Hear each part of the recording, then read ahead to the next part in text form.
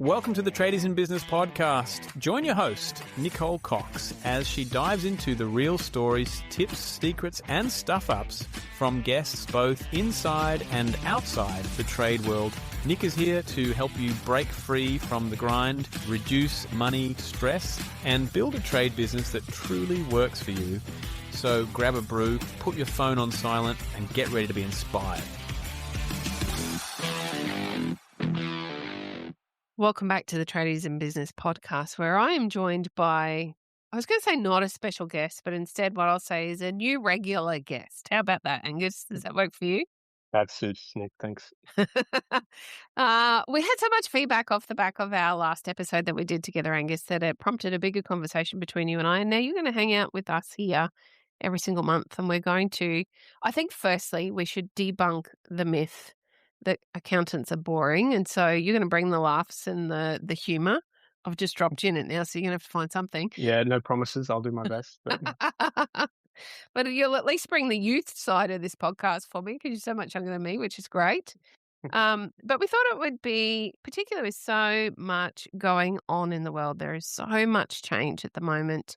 It's really helpful to have an accountant's point of view because most of the people that listen to the podcast are business owners or aspiring business owners. And so there's a lot of information you can bring to the table that will be really helpful for them. So Angus, thank you for being here. thank you for having me. I really enjoyed the first podcast we did. I think it was about 5 weeks ago. Mm-hmm. So a lot has happened since then. It does feel like yesterday, but it wasn't. It was a little while ago. And I think that busyness is something that we'll probably talk about today. But it was a great session, and I'm happy to be back. It's great to have you. Now, busyness. Let's talk about busyness because it is that time of year. There's 2 times of year where whenever I speak to people and ask them how they are, they all tell me they're busy, which is lovely. I love that you're busy, but that doesn't actually describe to me how you are. It describes to me the state you're in. And so I kind of feel like now and Christmas time are those 2 times of the year where, I don't know, we see a lot of people putting their head in the sand and not focusing on what is coming. We kind of get buried. And so you thought it'd be a great thing to talk about, and I think we should. Yeah, I think it is. I've stopped saying, well, I try my best to stop saying I'm busy when someone asks how I am, but that is often the response you hear, flat out or busy.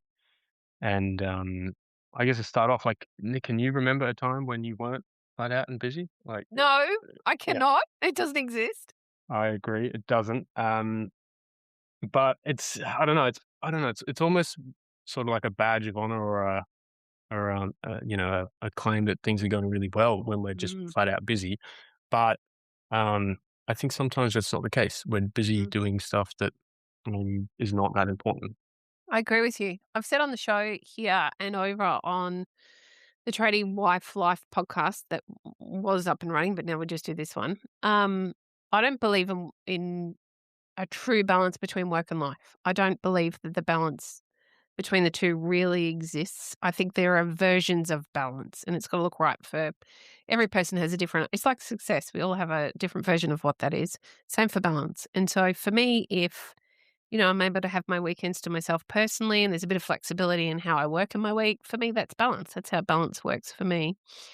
And I feel like I'd be selling anyone up a river if I was to come on here and tell everyone they can have their version of balance because it can be hard to achieve because we do get stuck in the busyness and then we tend not to focus on the stuff that's actually going to make change because we're too busy, I don't know, firefighting, just putting out all of the fires that keep coming up on a day-to-day basis and trying to cope. But I wonder, like, from your perspective as an accountant, you'd be seeing that show up in real hard numbers, I imagine. Definitely. I think one of the things I'll talk about today is that people don't look at them. And I'll often say, hey, have you looked, when was the last time you looked at the profit and loss? And the answer is, what's that? So yeah, I do see it come up in the numbers. And I think to further this point, I think there's another sort of phenomenon that's happening right now. It's that, yes, we're busy in our own lives and our businesses, but the world is very busy as well. I mean, like geopolitically, nationally, economically, socially, there's just so much happening, and that news cycle is getting faster and faster. And Mm-hmm. I mean, I don't watch it anymore. I don't. You can see the TV in the background there, Nick, but it's not actually plugged into anything. So it just sits there. But there's so much noise and so much busyness out in the world as well. I think the natural human response is almost just to bury your head in the sand and try to focus on the things that you think you could control within your Mm-hmm. life, which isn't a bad thing, but I think we need to just do an audit of our time and say, all right, what are we actually spending our time on? Um, yeah, does that make sense? It totally does. I just had somebody last week come to me. They needed help. They're in a pretty critical position, as a matter of fact. And when we talked about the time commitment that comes with doing something like our program, the Tradiepreneur program, he put his hands up in the air and said, "Oh, I don't have time for that." Mm, So I pushed on this guy and said, "Okay, well, how many hours a day would you say you watch television or scroll on your phone?" yep, And that was a pretty confronting question because it's a default thing for us to say we don't have time, but we're not really, as you say, auditing where we're allocating the time that we do have. And I think that's the key here is to take a moment to have a look at, well, what do I spend my time doing? And is it the most effective use of my time or do I need to change it? exactly. And I've got a bit of a list here. Some of them are a bit silly, but I think you hit the nail on the head when you said it's a bit confronting because that is the Mhm. problem. And we'll talk about that a bit more later. But this plays out across all domains of life, I think. It's not just business and finance, it's our relationships, it's, at the community level as well. Mhm. And so I think, I'm certainly not telling people to slow down and not be busy and do nothing. It's just, all right, as you said, how many hours a day are you doing something silly? Mhm. And that might be scrolling on Facebook, or it might be doing things in the business that aren't really that valuable. 100%. Um, and so the first one here, this is from Peter Lynch. He was like this legendary stock investor from the US. And he talks about like you will spend 10 hours researching, like the best washing machine to buy. You'll read the reviews. You'll see how noisy or quiet it is. You'll see, if you can get the replacement parts and all these sorts of things. You'll spend 10 hours on a $500 purchase, Mhm. and then you will go and throw 20 grand on a stock because your uncle maybe said it was a good one. This is And, so true. and you do it in 5 seconds flat. Yep. Yep. So that is one example of, and this isn't my wording. This, everyone talks about this, but don't major in the minor things, or don't spend major time on minor things. Um, so that one's funny because I've actually done that myself. Um, and, and my uncle's a pretty smart guy, and he follows the market, so I'm happy to make a bit of a bet on his word. But yeah, beware. It's crazy, isn't it? I might do it on a horse from time to time. Yeah. That's not true. I do not support horse racing, but I do have plenty of family that are pretty good on the punt. And yeah, you're absolutely right. If we have a trusted advisor in front of us, we tend to take their advice and act on it pretty quickly. But if we're going out to do the research and do it all ourselves, we become detectives. But Mm. for what reason? You might make a mistake and your $500 washing machine might make a little bit too much noise, but you'll get over it. You'll close the door and move on. Yeah, exactly. It's a minor, and I think in the personal finance realm, I mean, you hear a lot of talk about stuff like this, like, okay, save your $5 from your coffee and make it at home. Yeah, that's fair. I'm not opposed to that. But you'll see people, or you talk to people, and you'll cancel your eighth streaming service, Yep. and you'll save you $14 a month. Yep. You'll change your internet provider every 6 months to get like the new customer deal, and you save $25 for 6 months or something like that. You'll drive across town and save like 4 cents a liter on petrol. Yes. So these are things we do all the time. Yep. And like, I'm not telling people not to do them, but they are minors. And like, what's in the major column? Um, you know, people not spending even a single minute doing some preparation for their annual salary review at work. Like Mhm. Mhm. that happens a lot. Maybe spend a little bit of time doing that. Mhm. Um, Not reviewing your super funds since 2015. Mhm. that's probably something to spend a little bit of time on.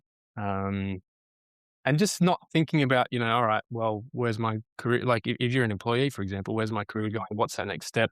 Mm. What should I be doing to show that I want to, get that promotion or do X, Y, Z? Mm. You hear about this a lot, but it's always the $5 coffee and never the big picture stuff, I think. They've left avocado alone for a little while, which is No, I lovely. forgot about the avocado. Yeah. I don't like avocados, so it's good for me. Oh, no. Um, I I see this a lot, unfortunately. It's amazing how many people come to me in a state of crisis and they feel like it's leadership or systemization that they need to focus on. And yes, those things are very, very important and they do need to be focused on, but not over and above your financials. At the end of the day, we need to understand whether we're making enough money. Are we charging appropriately? Are we putting enough aside for our tax obligations, super, all of those things? And they tend to be the things that we avoid because they feel so heavy and Mhm. big. And when we're feeling busy and overwhelmed and stressed, we neglect the stuff that actually contributes to the overwhelm and the busyness and the stress. And I spoke to a lovely couple just last week and had some pretty firm conversations around pricing. And there's this mindset that, well, I can't charge that because nobody else is charging that. But at the moment, the poor gentleman is working 80-hour weeks to go backwards. I mean, may as well sit at home. There's no point going out to work to go backwards. There's no point in that. And all because there isn't that financial clarity that is required to make the decisions needed about the type of work and the pricing of the work and the people that they're working with. None of that has been done, and so they've dug themselves a bit of a hole, which there's a path out of, but why do all of this work every day, every week, every month, every year, and not be having a great financial outcome? Yeah, like you can go broke, sitting at home on the couch. Why would you go broke, busting your ass working? Like 100%. it doesn't make sense. And it's easy. It's an easy trap because again, you're busy and you'll spend your time quoting a new job that you probably don't have time to do and Mm, possibly won't even make money. But it feels like a productive use of three right. hours rather than sitting down for 3 hours and doing a labor rate calculator exercise. Like that's something that some people have never done and they possibly don't know what that means. But that's sitting down and looking at, all right, what's the true cost of my labor? Mhm. Are my charge out rates enough to be covering the direct cost of the employee or myself, covering the overheads and giving me a profit margin? Um, that's an incredibly powerful exercise. And in 3 hours, the same time that you could quote that job or even less, you could do it in half an hour, seriously. Mm. Um, the impact of that is so great compared to maybe winning that next tiny job that you might lose money on anyway. And so that is a major, that is something we should be spending our time on. Yeah, couldn't agree more. Even made a calculator to make it doable in 10 minutes, so there's no Yeah, excuses. exactly. I'm saying 1 to 3 hours. Yeah. That's really getting into the weeds of it. You could gain a lot of clarity in 10, 15 minutes, I Mm. think. Mm. Yeah. I think there's some key numbers that we avoid. I think that we need to, some of these things should be reviewed monthly, not annually. I Yeah. think we need to be checking in with our charge out rate every single time we make a major decision in and around our business because it's going to financially impact the business. So check in to make sure you're charging out appropriately. I think we need to have a consistent cash flow forecast that runs at least 3 months in advance. I get so much pushback on this because you can't get it accurate. Of course, you can't. Things change. You're making some assumptions, and those assumptions are far more powerful than a gut feel because on paper it's data. You can track it, you can change it, you can update it as you go. So I think that's an absolute no brainer. I think we need to figure out what we're doing it all for. So what's our target every month? Mm. What's our minimum break even? For us just to break even at the end of the month, what does that look like on a daily or a weekly billing cycle? So that we've got those targets in place. We know where we're headed. We know we get to a point where we've got choice. Okay, I've made my target for the month. Do I really want to go and work for the next couple of days or do I want to go fishing? Oh, Mm. I've got the choice then. I don't need to be chained to something that isn't necessarily serving me. Or maybe I do want to work because I know it's all pure profit now and I get to enjoy the money at the end of the month or the financial year. I also feel like there are some other key metrics around our marketing and our team's performance that should be monitored and not let go of. And again, they're monthly check-ins rather than the unfortunate side of not checking in with these frequently is we find ourselves in these financial holes and we don't know how we got there. And so if we make the time to have a financial meeting with ourselves, even on a monthly, if not weekly, to check in with some of these key numbers, we've got the power to make a change instead of falling into a hole. Mm. And one thing I've been doing lately to try to make it obvious where my time is going, right? So all the things you just listed, they are very important things, but you look at your calendar is, and so, I mean, you can even ask yourself this question. If you open up your calendar and you look at the next 1, 2, 3, 4 weeks, I've color coded it now so that I can categorize the important stuff and the not important stuff, or the client stuff and the business development stuff. Mm-hmm. Everyone should do that. And if you're seeing no majors in that calendar for the next 3 weeks, Mm-hmm. yeah, There's a problem. there's a problem. There's a Mm-hmm. problem. Absolutely. Okay, I've got a challenge for you now, Angus. Is there any space in your calendar?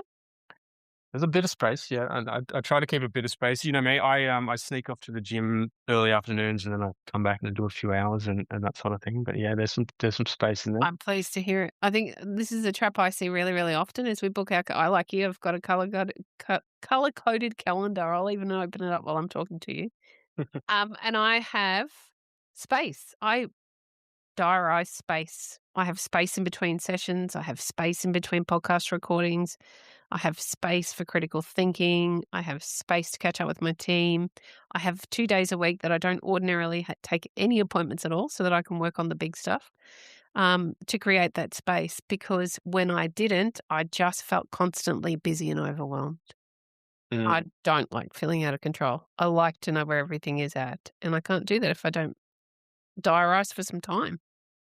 yeah, and I think that's really good stuff. And I wanna talk about this in using another framework or another method as well. I mean, we don't do this stuff because we're busy, but I often think that's an excuse. I think I mean, it is an excuse. The real reason we don't do it is because it's uncomfortable, Yep. right? Or it's confronting. Mhm. And that's the reason behind if something's been on your to-do list for 6 months and you never do it, it's not because you're too busy. Like, you're never going to be less busy. It's Mhm. just because you don't want to face that thing. Mhm. And I think I'd be interesting to, I'm a pretty young dude. I'd be interesting to hear what you think about this, but I think it's worse than ever now. I think everything is so comfortable. And don't get me wrong, there's some great technology out there, like, but the car's got like seat warmers in it. And I would never complain about that. But life now is just so comfortable and everything's designed to make it as frictionless as possible. And we're only fed news and opinions that match our own worldviews. And we just never really have to get too uncomfortable these days. Mm. And I think that's a real shortcoming. And I think a lot of these challenges or these majors that we're supposed to be doing probably fall into a few categories, right? Like, the first is confronting reality, Mhm. which might be looking at your profit and loss and saying, the reality is we didn't make any money last month. Mhm. It might be doing that labor rate exercise or doing a back costing exercise. And the reality is that we're not charging enough, or we didn't make money on the last 3 jobs. Yep. So that's a tough reality to face. So people don't want to face it. Mhm. It could be confronting another person. So, if you're the employee and you've got your annual review coming up, that's going to be slightly uncomfortable if you want to ask for a bit more money. Mhm. But, choose your discomfort, I guess. It might be bumping up your pricing for a long-standing client. That's never fun, but it has to be done. You've got to handle that. And again, that's not a confrontation, but it is uncomfortable. Definitely. Or if, you need to have words of some description with employees or suppliers, something's not quite meeting the mark. Again, that's something we avoid. Yeah, I guess you would probably spend half your day trying to get people to do those hard things. That's exactly what I do. Try to make it as simple as possible, because here's the thing that I think we will have all experienced. The thing that we've avoided whatever it might be, we've avoided it because it felt too hard or felt too uncomfortable or felt like there was too much friction to get the job done. And yet when we sit down and we make our mind up or we're forced into a position where we just have to have it done, how often does it take far less energy and far less work than you thought it was going to? You just built it up that much in your mind. And I think this here is the point. It's the avoidance of this stuff that keeps you stuck in the busyness. And when you make the time to confront some of these things that need to be done, often they create an outcome that reduces the busyness and the overwhelm. And sometimes it won't. Sometimes it's going to open up Pandora's box and you'll find that, oh, there's a shit show in the business with our financials and we've got to figure out a way to get it fixed. That's okay. That's when you get other people in to support you. You don't have to do it all on your own, or you've got the option to do that.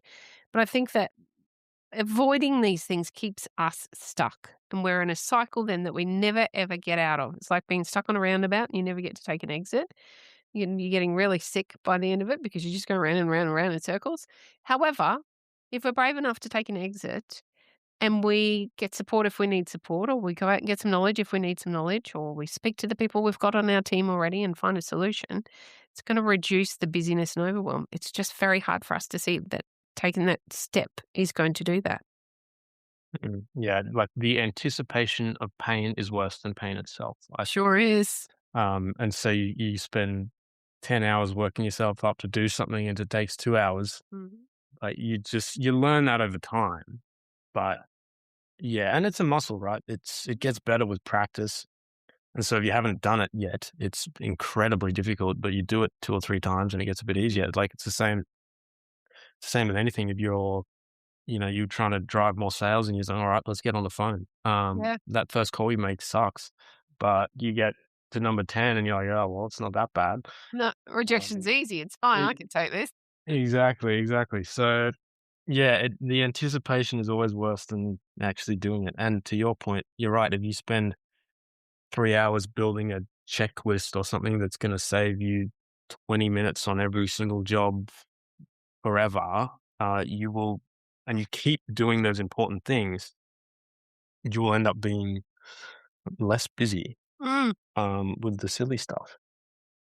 One of the questions I often ask clients is, what's the opportunity cost here? Mm.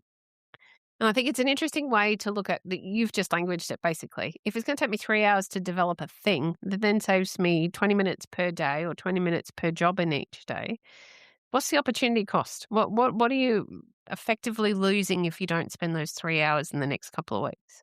And that changes because the financials are still a powerful driver. And when we have a look Mm. at what it's costing us in time or money, it tends to be a good kick up the backside to get us moving and take that step that we've been avoiding. But likewise, because financials feel heavy and overwhelming at times, they can also be the very first thing that we avoid. And I feel as though right now it's the new year. There's no better time to be checking in with your financials and seeing how you're performing. If nothing else, it means that whatever the accountant's going to tell you won't come as such a shock. And so you won't be walking out of the office hating on your poor old accountant that's just trying to do the very best they can with what they've got in front of them. So I do think there's an opportunity now to be checking in with figures. So Angus, what figures do you think we should be checking if we're going to make the time to do it now? Yeah, I would frame this by first just going, all right, what are 2 or 3 big things that I should be thinking about Mhm. for the next 12 months, and what figures are gonna drive those outcomes? Um, you would know this very well. I think, again, it's like that 80-20 principle, right? Like 80% of the result is probably gonna come from 20% of the effort, and the key figures should be charge out rates Mhm. and reviewing your margins and your markups. There are people that probably haven't done that for several years in a row, and the way that costs have gone, you would be mortified to look at it if you haven't looked at it for 3 years.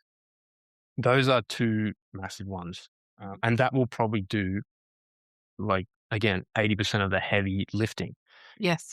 We can talk about net profit figures and how much salary you want to take home. You can talk about debt reduction. You can talk about, all right, what's the tax bill going to be later in the year? All of these things. But if you just boil it down to the 20% that does the heavy lifting, it is probably pricing and charge out rates. Mm. And again, you've got to back those up with quality work and good client communications. You can't just jack the price and have a sort of average service because people will probably go elsewhere. But Yep. I really do think that those are the two massive sort of areas that you Mm. should be thinking about. There's ways you can do it. I mean, everybody's frightened of putting their prices up. It seems to be, well, I'm not immune to it either. I don't like Mm. doing a price rise. It only happens if it has to happen. And we do it. There's the rejection and the judgment stuff, I suppose. That's the fear that's coming up for people when that stuff happens. And at the end of the day, if you've got the facts behind you and you can see why it needs to happen, it makes it a much easier conversation to have because you can't remove yourself from data. And if the data is there and it's transparent, you understand it, well, you're not going to move yourself away from that. You're going to move yourself closer towards where you want to go, much like the conversation I was having earlier this week about charge outs. Sometimes they just need to go up. The entire community is positioned, and we have been since COVID, to understand there are price rises. But you can back it up with a great sales process. You can back it up with great service, a different experience. We make it solution based. It's amazing how quickly the conversations change, and people either don't notice, they've expected it.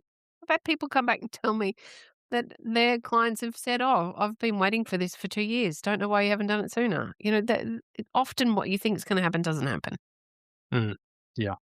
And the math on it is incredibly interesting. Like if you do put prices up and you back it up with some good stuff, and but the great thing is even if some customers do drop off, if you're doing lots of volume of smaller jobs and stuff like that, there's a great table, I think. And if your level of work drops off by X amount, but your prices have gone up Mhm. by X amount, you're actually ahead and you're doing less work, Correct. and so you're less busy, but you're making more profit. Yep. So you shouldn't let that fear of maybe one or two very price sensitive customers Mm. dropping off. It's not the end of the world. No, You it you might really be you might be better off and less busy. correct. Or open the door to an amazing new client. It's amazing Exactly. what can happen when change shifts things. Now, Angus, we're going to ask people very soon to put aside 2 hours and focus on their business, aren't we? We are. Again, more majors, more big picture stuff, I think. It is big picture stuff, and everyone's going to walk away with a bit of an action list and some steps that they can do, or some change they can make immediately off the back of this. And so on the 21st of July, Angus and myself and John Dale, who's also a tradie coach, and Matt Highway, who is an accountant that specializes in self-managed super funds, and Christy Lee Billett, who runs People Powered HR. There's been a lot of compliance changes in the HR space. We're coming together to collaborate and put together specifically for tradies. We've got a 2-hour workshop. We're going to spend 2 hours with those of you who register. It is free, 2 hours, and we're going to talk about some of the really big things so that you have an action list to take forth in your business to set you up for the best financial year yet. I'm looking forward to it, Angus. How about you? hmm I'm really looking forward to it, and but for 2 hours worth of time, Mm-hmm. and we're just talking about opportunity cost and that.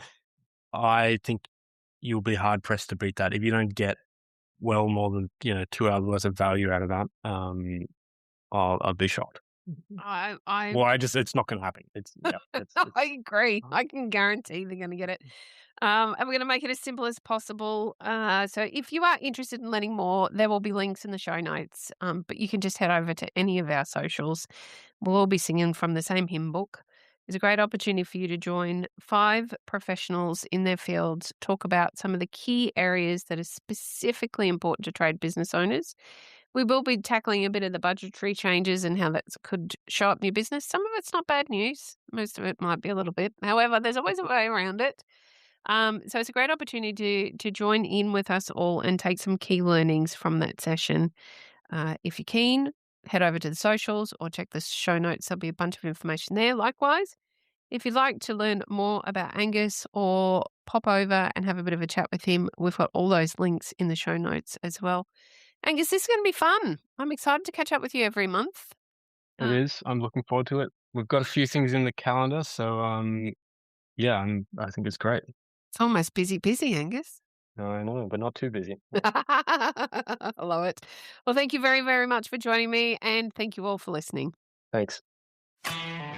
You've been listening to Tradies in Business podcast with Nicole Cox. Find out more about today's guest, tools for your trade business, and other cool stuff at tradiesinbusiness.com.au.